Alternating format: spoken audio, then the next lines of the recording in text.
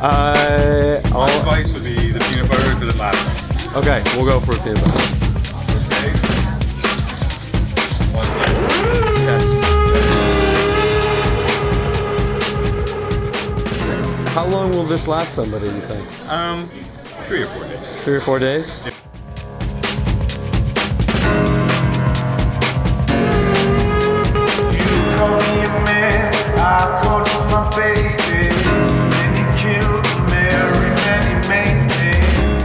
Food banks didn't actually start to be incorporated in Canada until 1981. It was always sort of anticipated that this was this band-aid solution, temporary measure. Of course, 30 years later, we've got almost 1,000 in Canada.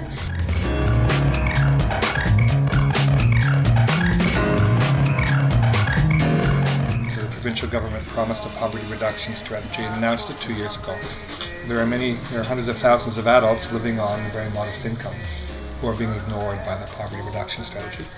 Hi, yeah, I'm looking for a food bank near my area. Put food in the budget with the idea of an initial $100 a month increase in social assistance.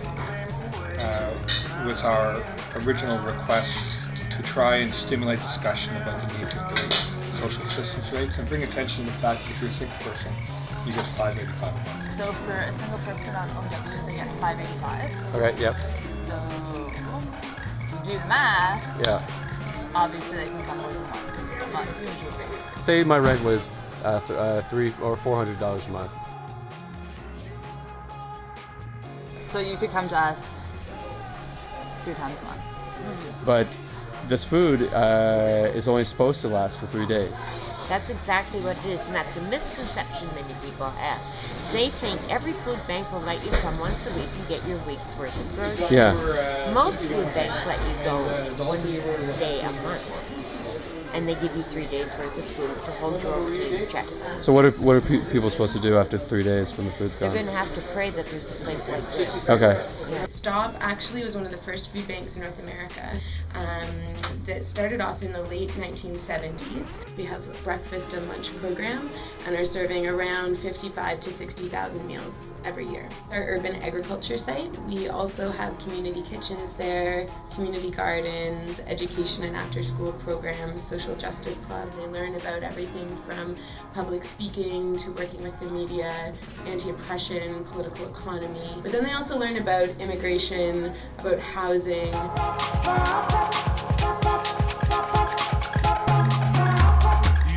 So with this food that's only supposed to last me for 3 days, the other 4 days I would have to be reliant on other soup kitchens. That's definitely how I would have to do it.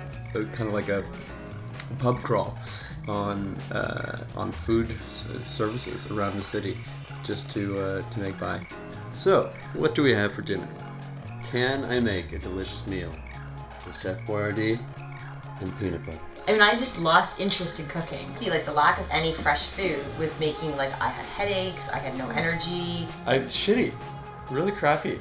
Getting yourself out of bed knowing that nothing you're going to eat that day was something that you really want to eat. I was just so mad at everyone. I was like, don't talk to me. I've been tired and I've been sluggish and I'd had these crazy sugar highs from the peanut butter.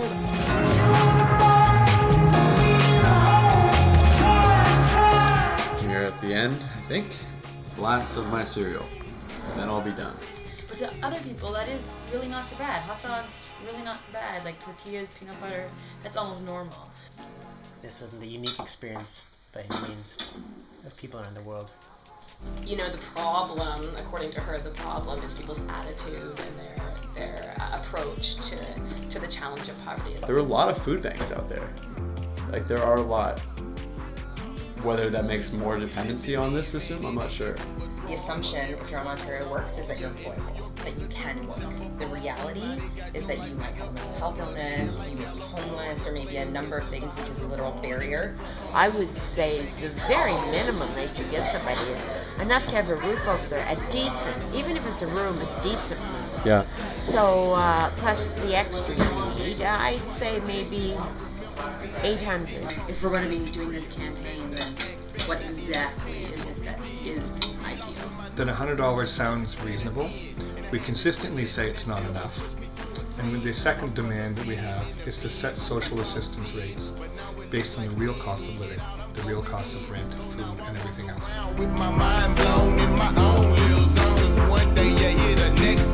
So the first $100 increase, the first $100 of increase in social assistance will be the hardest $100. All the research, all the statistics isn't enough to bring about change. You have to organize people to have the power to bring about what you want. Yeah.